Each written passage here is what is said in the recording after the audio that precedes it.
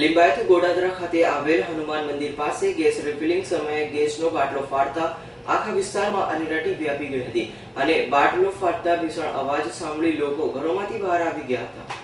ગોડાદરા હનુમાન મંદિર પાસે ગણેશનગરમાં કૃષ્ણ કન્યા દ્વારા ગેરકાયદેસર રીતે પોતાના ઘરે એલપીજી ગેસ રિફિલિંગનો ધંધો કરાતો હતો અને આજે કૃષ્ણ કન્યાનો કારીગર જીતેન્દ્ર શ્રી રામચંદ્ર મોટા બાટલામાંથી નાના એલપીજી બાટલામાં ગેસ ભરી રહ્યો હતો ત્યારે જ બાટલો બ્લાસ્ટ થતા આગ લાગતા ભાગદોડ મચી જવા પામી હતી, જેથી દુકાનમાં સમગ્ર વસ્તુ આગમાં બળી ગઈ હતી અને બાજુમાં આવેલ સિમેન્ટની દુકાનમાં પણ આગ લાગતા 50 જેટલી સિમેન્ટની ગુણોને પણ નુકસાન થયું હતું।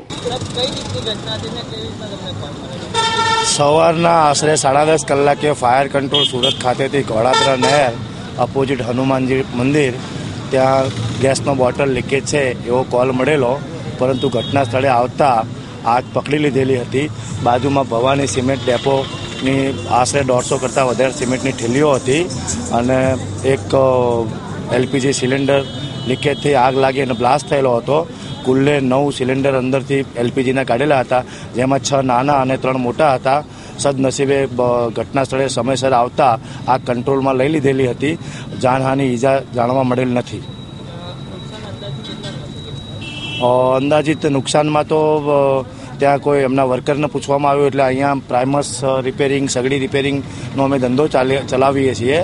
દુકાન જેવું કંઈ નામ હતું નહીં, પરંતુ એલપીજી નાનામાંથી મોટા સિલિન્ડર ભરવાનું કામગીરી ચાલતું એવું લાગ્યું, કારણ કે નાના સિલિન્ડર 6 નીકળેલા અને મોટા 3 નીકળેલા, એની સાથે વજન કાંટો પણ હતો અને એલપીજી સિલિન્ડર રિવાઇઝ કરવા માટેની એક મોટર પણ નીકળેલી હતી બળેલી હાલતમાં અને પતરાની 3 દુકાનો હતી। બાજુમાં સિમેન્ટ ડેપો હતો, જેમાં 50 કરતાં વધારે સિમેન્ટની થેલીઓ નો નુકસાન ઘણું ખરું થયેલું છે। હા, આમ તો 6 નાના અને 3 મોટા નીકળેલા છે, સાથે સાથે મોટર રિવાઇઝ પણ નીકળેલું છે અને વજન કાંટો પણ છે, એટલે આટલો મોટો જથ્થો સગડી રિપેરિંગ દુકાનમાંથી નીકળ્યો એ એક નવાઈની વાત છે। મારું નામ BK સોલંકી, ડુંબાલ ફાયર સ્ટેશનમાં સબ ફાયર ઓફિસર તરીકે ફરજ બજાવું છું અને નજીકનું ફાયર સ્ટેશન અમારું થાય છે। તાત્કાલિક ઘટના સ્થળે આવી ગયેલા હતા।